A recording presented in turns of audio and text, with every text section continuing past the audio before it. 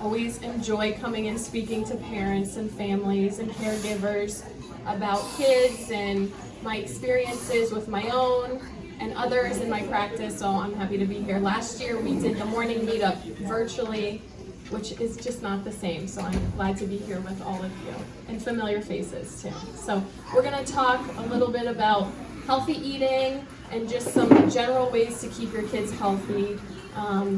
As we all know, the world has changed a lot over the past few years, and what we've done to parent our kids has changed too. So the things that we have to consider and think about is ever changing. So it's always good to come speak with people, learn new things, and be involved in our kids' health. So first thing I just want to talk about, because we all say all of these buzzwords like balanced diet, healthy eating, like what exactly are we talking about? So when we talk about eating habits, we're talking about the conscious and repetitive ways that people eat, the types of foods that they're eating, the quality, the quantity, and the time that they consume them too, because that's important to know. And then this is noted that it's in response to cultural and social influences, like children that are live in different parts of the community don't have access to healthier food. So these are things that we have to consider when we talk about eating habits. Balanced diet is characterized by the high intake of fresh fruits, vegetables, whole grains, nuts, fibers, and refined grains, as well as fatty acids. So we're going to dive into a more balanced diet, and I'm going to do something called demystifying these, because when we talk about all of these saturated fatty acids and refined grains, a lot of people, you lose them at that point. So we're going to demystify and talk about each one.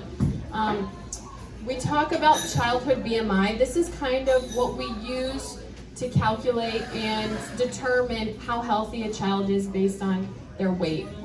This is calculated by their weight in kilograms by the square of their height, and it's age and sex specific, meaning each child's age and gender will determine how healthy they are when we give them that number. Childhood obesity is a BMI that we've calculated in our office or clinic when we measure these values of greater than or equal to 95%, so the upper 5%. So when I explain this to parents, I say basically if we line up 100 children that are a female and 6 years old, your child would be the 95th or higher heaviest. And then we talk about what that means in terms of how healthy they are and what's going on in the inside of their body. And then we use these categories here, which I'm going to show you, to determine if there's adverse health risks associated with their BMI. So less than 5th percentile is considered underweight, which that's a completely different topic, but there's health risks associated with being underweight as well, as we all know. And then anywhere between the 5th and 85th percentile is considered a healthy weight for a child. 85th to 95th is considered overweight, and 95th percentile and above is considered obese. This is just an astonishing chart that I found. If you look at the amount of obese children in the 1960s versus the amount of obese children in 2015, 2016, it's tripled.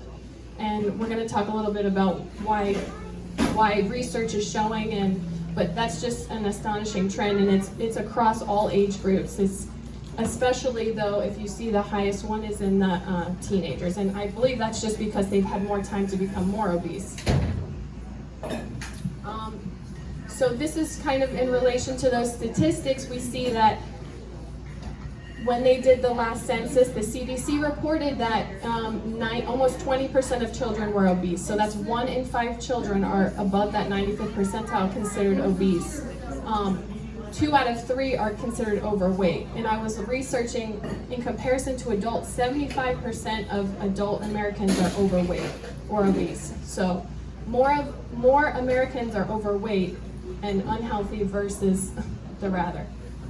Obesity affects in children disproportionately African Americans and Hispanics much more, and then children of lower socioeconomic status, which when I was talking about balanced diet and children having the ability to consume some of those healthier foods, or maybe families being able to provide them, this is why.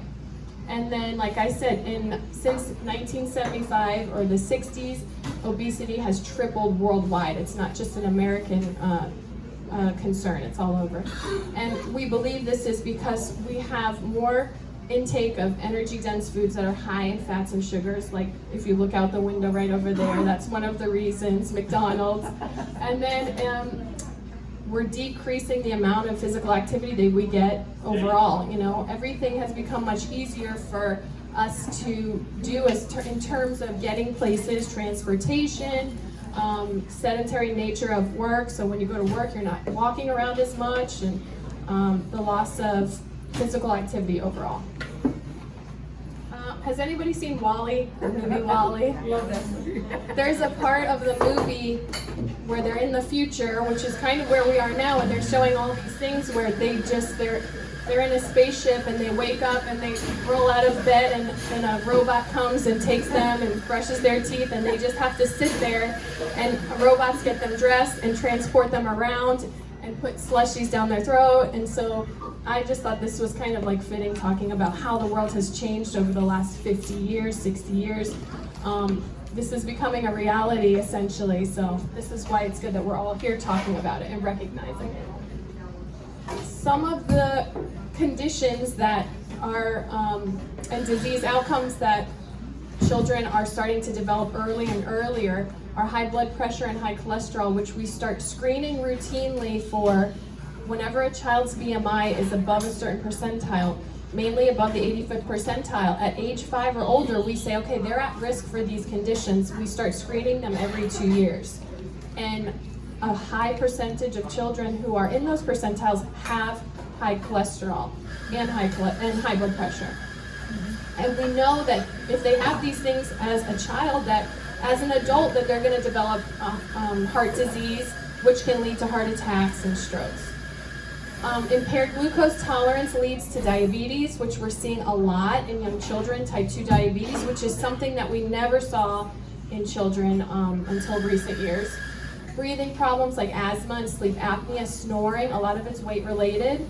Joint problems, musculoskeletal discomfort, fatty liver disease, where when there's too much fat consumption, sometimes it sits on the kid's liver and it causes their livers to have to work harder. So we see elevated liver enzymes in these kids. So it's affecting every part of their body. Anxiety, depression, which has been huge, and that and combined with some, the last 2 years and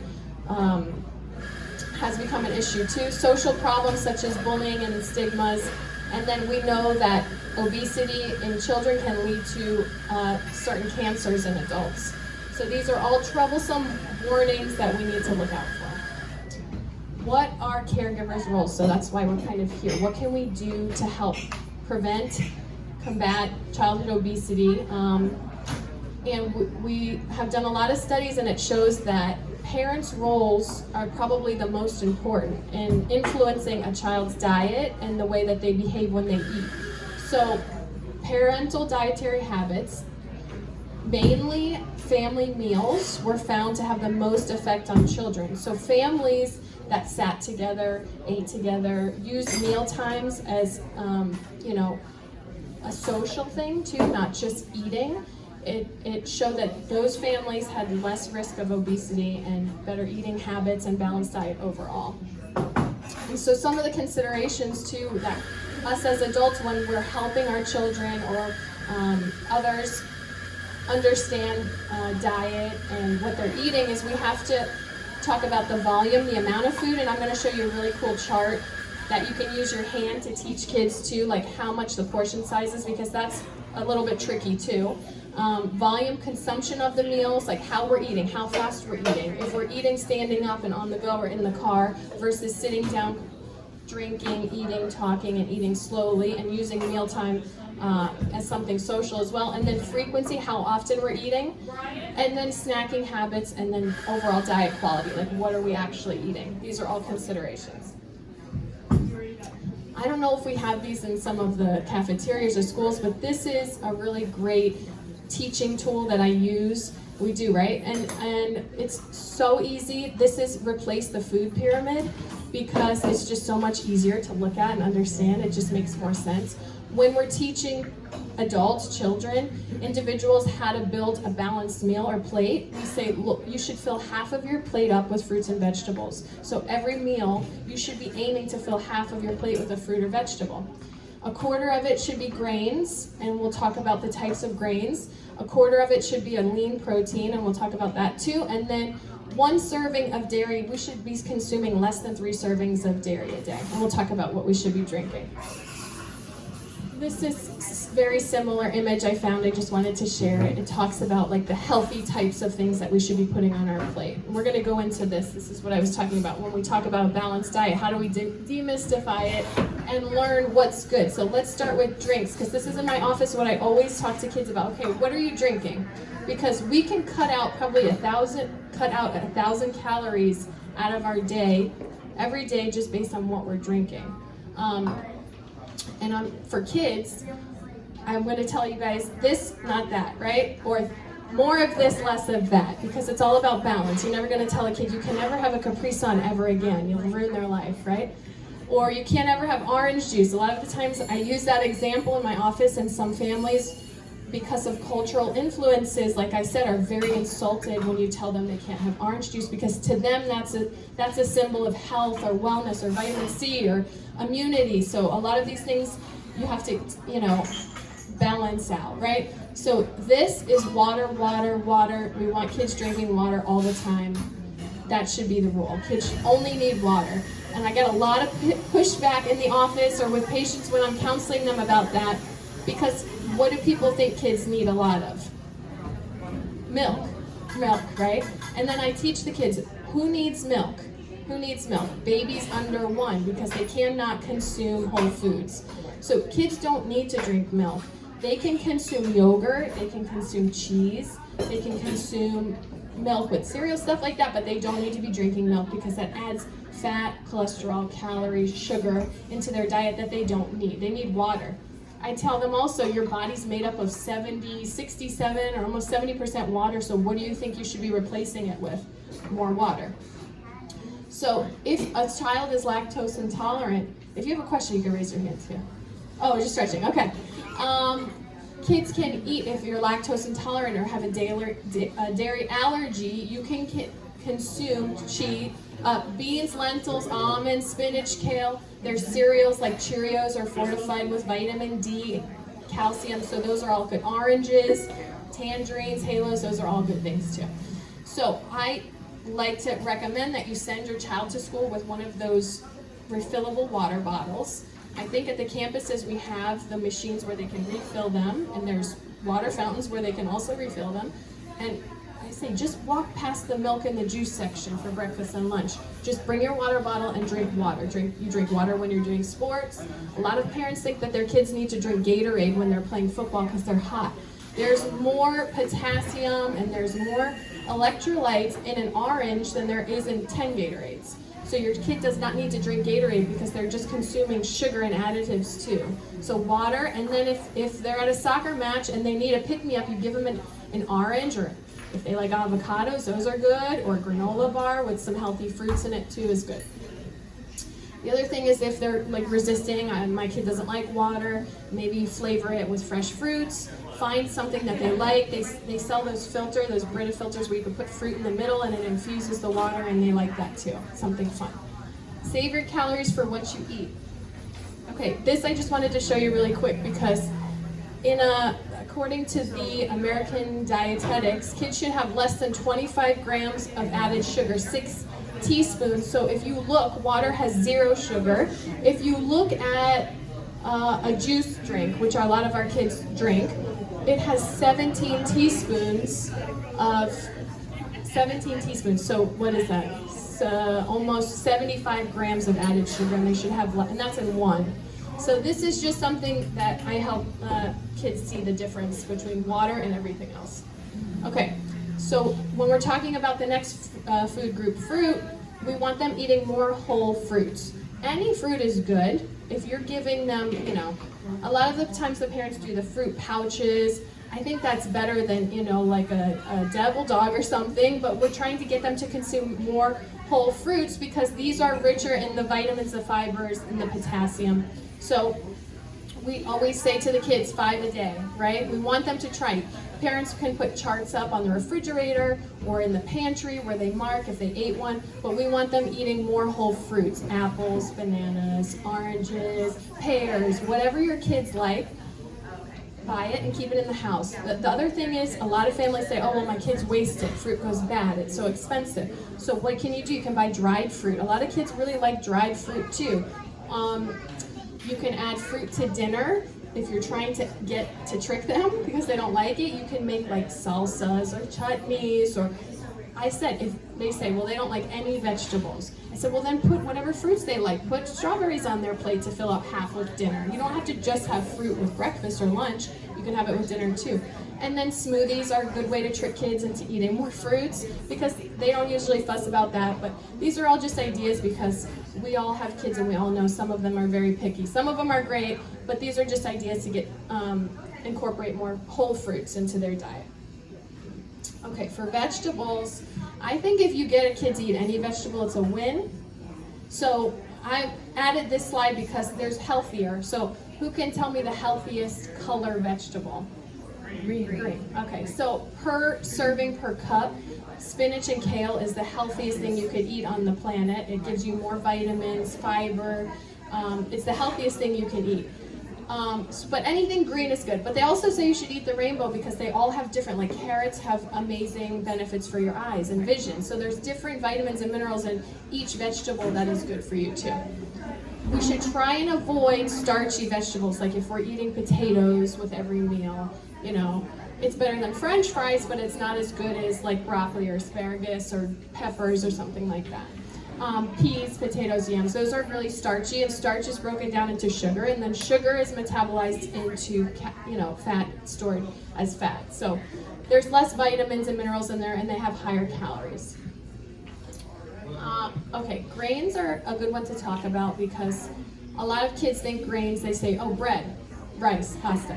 There's lots of other grains that a lot of people don't know about, and I used to do this cooking class for the kids for all children's, and we used to use bulgur wheat and quinoa, and it was like the first time a lot of adults had ever heard of them too.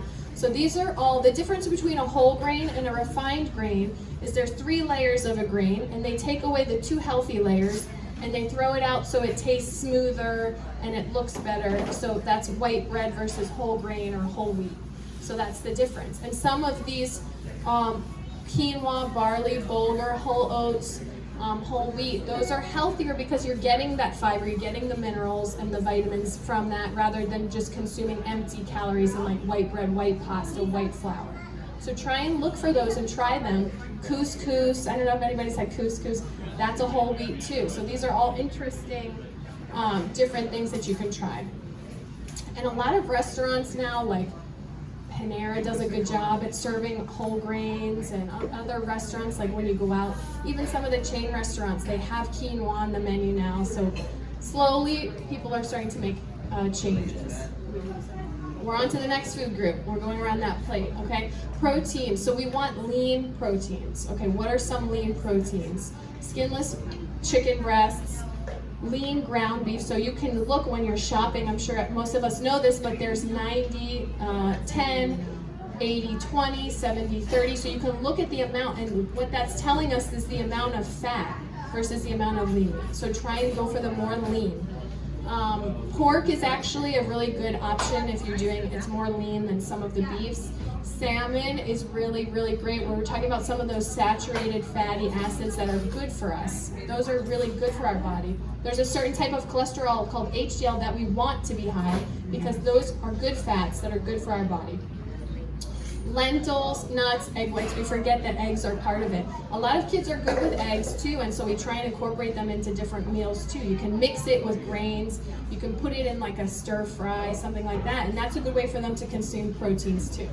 So what are we staying away? Not that. We don't want the fatty cuts of pork, beef, lamb, some of those lunch meats like bologna, salami, they're just really not good, nutritious, they're just really fatty cuts of meat, so try and avoid those. Okay, this is that chart I was telling you about that I think is really cool way to help you balance your meals and help you understand portion sizes, okay? So when we're looking at your whole hand, you could fill up your plate or look at Your whole hand, that's a good way to determine how much fruits and vegetables you could be eating. Okay, then palm only are your grains. And remember, we're talking about whole grains. Oatmeal is an awesome whole grain for kids to have. Popcorn is a whole grain, but minus all of the what? Butter and salt, right? So they make like Heart Smart popcorn, or I think it's called Pop Smart or something. You can find it when you're shopping, or even just pop your own, and you know, you could put different spices on it if you wanted to make it interesting, but if it's a really healthy snack for kids too. It is a whole grain. Knuckles is for protein, so the size of your fist for like a piece of meat. And then this goes for the kids too, because their little hands are smaller, so you can teach them this. And then thumb is for fats and sugars. So like healthy fats, like we talked about, would be well, peanut butter, avocado, some nuts, and oils like olive oil, or that's how much you should be doing. What was the other fat we just talked about? I said that was a good fat. Oh, salmon. Salmon has good fats. Okay, so moving on. So we talked about diet. Now we're going to talk about another way for kids to stay healthy would be for exercise, right? And we all know that those are those changing trends. I'm going to talk about what the recommendations are, and then what surveys have been telling us kids are actually getting. And it's probably a lot different. Over the past 2 years, we've seen drastic amounts of weight gain in children that normally didn't. You know, when they come back for their checkups every year, we see them and they're maintaining their healthy weight. And then over the 2 years I've been in quarantine, I haven't been doing soccer anymore, I haven't been in school doing PE. So these are all things that really hurt kids during the pandemic. So infants need at least 30 minutes. This is starting from the time they're little.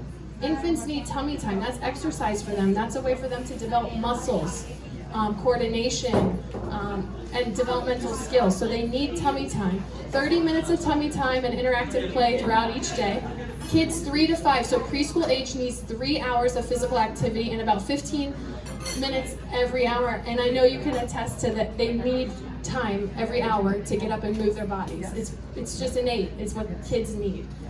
When they're 6 and older, they recommend 60 minutes of moderate to vigorous activity. And people say, well, what does that mean exactly? It means that if I'm talking to you, I'm not working out moderately or vigorously, because I'm breathing normal and I'm able to have a conversation. So I say use the talk test. If you're working out or if you're walking with a friend and you guys are chatting and having conversation, you're not working out hard enough. Kids need to get a little bit out of breath. They need to sweat. They need to be, they need to push. It needs to be moderate to vigorous. Most days of the week. So when I hear that, I always say 5 or more, right? Most days of the week. Why? We know that exercise prevents obesity and all those adverse health things that we talked about. It helps them focus in school. For teens, it helps avoid risk-taking behaviors like smoking, doing drugs, all those other bad things that we don't want to, see them doing. It improves sleep. If you're exercising, you sleep better. And it helps you burn calories, which helps you maintain a healthy body, okay? So these are some 3, I found this on, I think, the CDC or the FDA's website. It said, would you answer true or false to this following statements? You don't have to answer, but just in your brain, think of this. My children and I are physically active enough to break a sweat every day. My children will probably be physically active as adults. I will be physically active when I'm a grandparent. So these are things that you should consider and think about. And if most of those are no, then maybe it's time to make some changes. And there's never as good of a time as New Year's Eve, right? I usually do January or December because then people are hyped up for New Year's Eve resolutions, right? All right, this is a big thing. My kid hates physical activity. They don't like exercising. I'm not home with them. How do you fix this? How do you motivate a kid? Well, emphasize fun. So I always say, well, can you sign them up for a free activity or sport or club or something that they have friends doing with them that they look forward to, where they're gonna not just get physical activity, but stimulation from friends and being a teammate. Those are all important things. Find a sport or an activity that they like and get involved.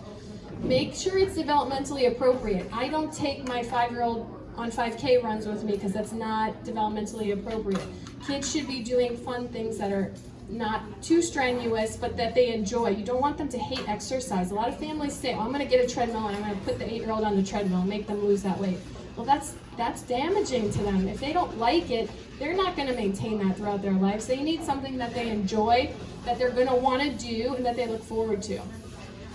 Plan ahead, make it safe and comfortable. That's kind of like what I was talking about running. We're not just going to take kids out running on the road or riding a Starkey trail if they're not ready for it. Make sure it's appropriate. Buy active toys, less technology, and we'll talk about technology because that's probably the root of all evil. Be a role model. Make sure your kids see you exercising, you walking, you working out, you taking bike rides, you doing sports or activities. Because when they see us, just like we see them when we're modeling healthy eating habits, they'll model healthy activities too.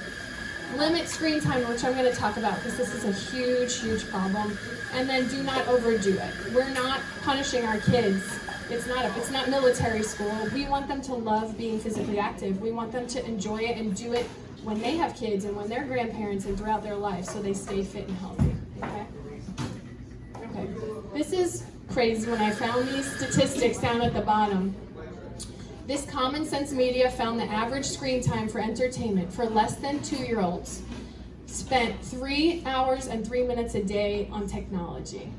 Okay, for 2 to 5-year-olds, it was 2 hours and 28 minutes. And this was outside of required, this was outside of research done during COVID when they were virtual. This is just strictly for entertainment. 8 to 12-year-olds, 4 hours and 44 minutes a day, so almost 5 hours a day. Remember, we're only awake for, 14 hours a day? 13 to 18-year-olds, 7 hours and 22 minutes a day. So the American Academy of Pediatrics has recommendations on the amount of screen time that children should get.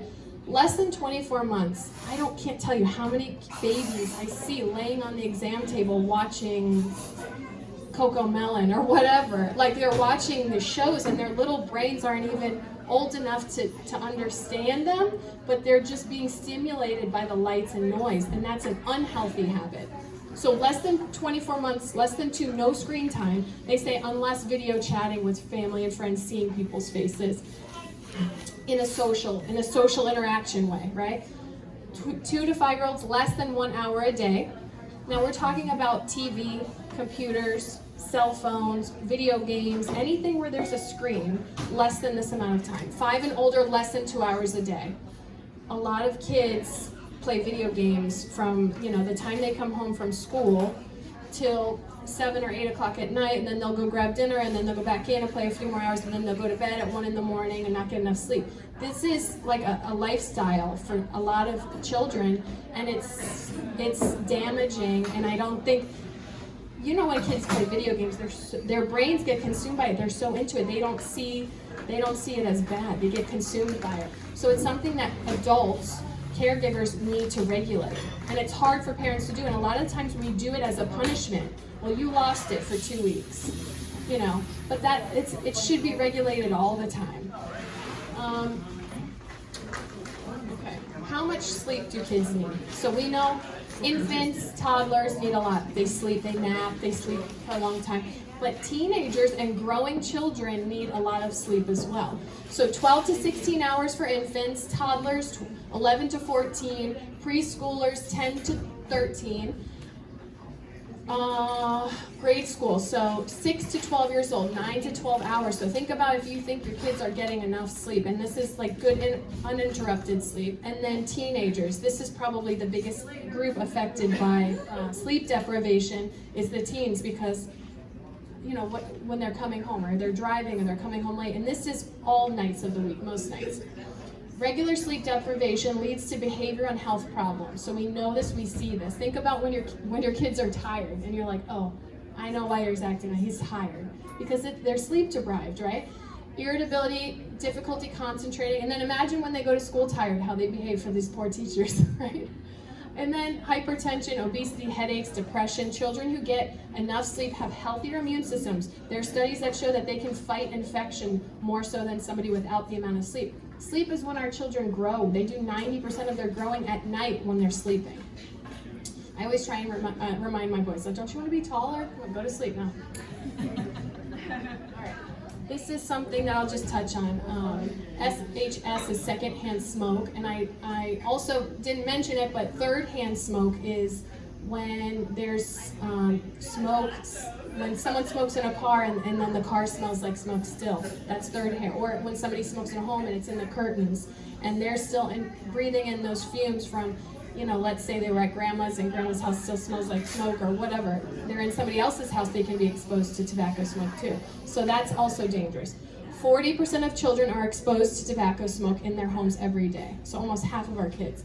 80 to 90% of adult smokers started as teenagers. So once it's an addiction, once you're hooked, you're a smoker, usually for life, hopefully not. Secondhand smoke for kids, what does that mean? It can lead to SIDS in infants, sudden infant death syndrome, where it damages their lungs and they can die from it. Ear infections, we see a lot of ear infections because the parents are smokers. And asthma, bronchitis, pneumonia, respiratory infections and problems. Be a role model. Don't smoke. Don't smoke around your kids. Teach them that it's not a healthy habit for them. If you want them to grow up and live long, healthy lives, then you can do that for them. And talk to your child or your child's pediatrician about this new phenomenon, this vaping, which is, I guess over the past 10 years has become big, especially in teenagers, is this vaping, which is potentially more damaging and more dangerous than tobacco smoke, similarly as addictive, but just so you have an understanding what vapors inside the alveoli are, like the little bulbs at the end of our lungs, right? The little branches in our lungs. When the vapor goes inside, it stretches them further than they are, and it damages the elasticity of these like little bulbs where we absorb oxygen from. And so what happens is in a lot of children, they're doing it so much and so often, the elasticity, those little balls can rupture and it can cause pneumothorax, like where their lungs can collapse essentially. So that's the dangers in that. But talk to our teenagers about that. This is just a cool graphic that I use if I'm have 5 minutes to counsel the kids in the office about what can you do right today? What can you do to make your life healthier? So it's cool because 5, 2, 1, 0, 5 plus 2 plus 1 plus 0 equals 8, okay? So it's a good way to remember it. 5 servings of fruits and vegetables every day. Less than 2 hours of screen time, remember, which is less for younger kids too. At least 1 hour of exercise every day, which we talked about. 0 sugary drinks. We only want them drinking water. That all adds up to at least 8 hours of sleep at night and more for younger kids. Okay, so that's just a cool way to remember it. Okay, quickly, I'll just talk about prevention of illness and cleanly practices. Hand washing still remains the most effective, best way to prevent infection and illness in adults and children. You should wash your hands, as listed here, all the time, as much as you can. When you touch something, before you eat, after you eat, before you go to the bathroom. I wash my hands before and every patient in the room because everybody has their own set of germs, and it's just a good practice, and it's a good way to prevent illness for yourself, for your children. When we talk about sanitizing versus hand washing, which was like a big thing during COVID, does sanitizing kill COVID? You can use only when you can't wash your hands. Let's say you're at a concert or you're at, the festival here and there's no bathrooms, there's only porta potties. Then yes, sanitizing it is an appropriate option, but it doesn't work as well as hand washing. And it only works if you use an alcohol-based sanitizer with 60% or more. Nora George credits me for it. She says that when I spoke about cutting the kids' fingernails, she says it's changed her life. But one time I talked about how if you cut your kids' fingernails, they don't, and they're clean, and you wash them and keep them short, they don't collect as much bacteria under their nails. And what do kids do? Put their hands in their mouth, touch everything. They don't wash their hands as much. So if you're keeping their nails short and clean, that helps to prevent illness. Disinfect surfaces in homes, door handles, when you have company, people are coming in, viruses and bacteria can live on door handles, they can live on toilet seats, so clean and disinfect as much as you can. I think I have stock in Clorox wipes. They're my favorite thing in the whole world. And then follow sick policies at school and work, especially during pandemics, right? So, and we've heard a lot about them. If your child is sick and has a fever or is, vomiting or whatever our policies are, or whatever your work policies are, stay home, take the day, make sure that they're well before they go back. Follow CDC and AAP recommendations for immunizations. I work in a practice where we have adopted a policy, and a lot of pediatricians have, about we only accept patients who vaccinate just their children, so that we're not putting other patients at risk. If you're in the office with varicella or some disease that is preventable for a baby who's 6 months who can't have that, it's not fair to put other families at risk. So we always recommend the routine childhood immunizations and vaccines and the annual flu shot, which this year has been really great. I'm happy to report, in the midst of a pandemic, we've done a good job with keeping the flu at bay, especially now. It's usually pre-COVID, I think that year before COVID or 2 years, we had the worst flu in Pasco County that we've ever had, and this year's been really good. So that's good news, silver lining. This is just to touch on this because a lot of people don't know the latest in the COVID vaccine in children. Just to touch on it, the American Academy of Pediatrics, CDC, FDA has approved the Pfizer vaccine for COVID-19 in 5 and older. Previously in May, we started vaccinating ages 12 and older, and they just approved for emergency use authorization for 5 to 11-year-olds to have it. So that affects a lot of school-aged kids. Now, it's a 2-dose series, just similar to what a lot of the adults got, 3 weeks apart. The dose is 1/3 the amount of what adults get. So that was a big concern, and that was the big question, is how much are we giving these kids? And it's 1/3 the amount, which is 10 micrograms. The study, which was presented by Pfizer to the FDA, was in a group of 4,600 children, and 3,100 of them were actually vaccinated, the other were placebo. And it showed that almost 91% effective in completely preventing COVID infection in those kids with no serious side effects. And of course, the main concern is the myocarditis and pericarditis, which is inflammation of the heart and surrounding tissues of the heart, which they've seen in some age groups, mainly in males between 15 and 27. That's been the main age group affected, and they don't know why. But what the FDA said was that the risk of not vaccinating this age group outweighs the risks of getting that and potentially getting pericarditis. There's still lots to come with this, right? I think we're just getting it in our practice probably within the next week. We haven't even started giving it. CVS, I think, on Sunday just started vaccinating this age group. So it's kind of like a let's see what happens. But I just wanted to share some of the statistics, the real statistics from the American Academy of Pediatrics on COVID in kids. And this could help you sway your decision of, am I going to give it to my 5 to 11-year-old or teenager, or am I not? Should I wait and see? About 6.2 million children have tested positive for COVID-19 since the pandemic. So about 15 or 16% of all the cases since it started. 40% of cases under 18 are in that age group where they just approved the vaccine. So 5 to 11, school age, elementary school age, almost half have been in that age group. And then the other half would be in the teens, of course. We're really not seeing a lot of babies affected by that, which is good. Hospitalizations. Very small amount of children, when they do get COVID, need to be hospitalized, but there have been some. 8,300 children have been hospitalized in that 5 to 11-year-old age group, and we've seen 146 deaths in that same age group. So children have died from it. It's a very small percentage, which has been, by the grace of God, that's what it's been, because a lot more adults have died. But it's just something to consider, to think, talk to your pediatrician about. A lot of people aren't easy. I'm in pediatrics, and I'm uneasy about giving it to my kids, to be honest. But what they're saying is that the risk of not vaccinating your child or them developing a really serious COVID infection outweighs the risk of the potential side effects of the vaccine.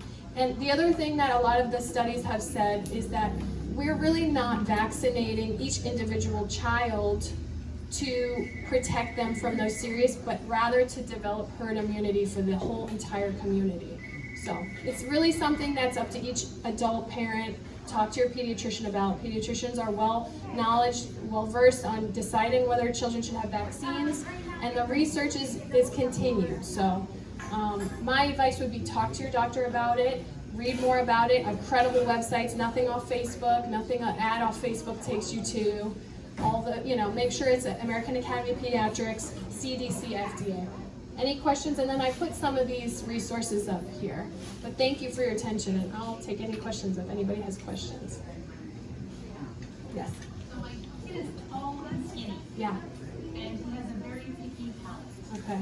And so eating is his least priority. Mm-hmm. But getting those right foods in him, do you have the magic? How old is he?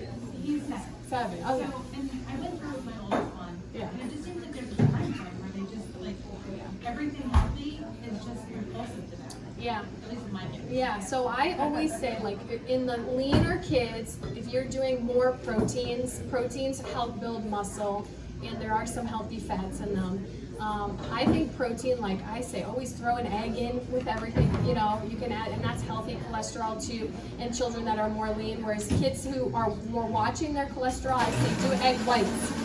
You can mix that in, even sauce, like sometimes when I make like marinara sauce, you can put an egg and mix it in, that just gives you healthy protein. So proteins, peanut butter, if you put peanut butter on whole grain, if you do, like sandwiches, you can put some Nutella on. Some of those things are good for help them gain weight, Healthy, more energy dense, like snacks, cheeses, stuff like that to help them gain, picky eaters. I mean, a lot of it is they're very active too. I find my boys, because they're very, very active too, you have to say, okay, stop, sit down, you're eating, and help them understand that they need to eat most of what's on their plate. Dietitians always say you should never make your child finish all of it. Like that's when old school mentality where your grandma's like, you're gonna finish that whole plate or you're not leaving, That's how it used to be, but now it could be like, okay, you're full? Okay, that's good. We could save that for later if you want some more, But that's a good question. Any other questions? Well, thank you for coming.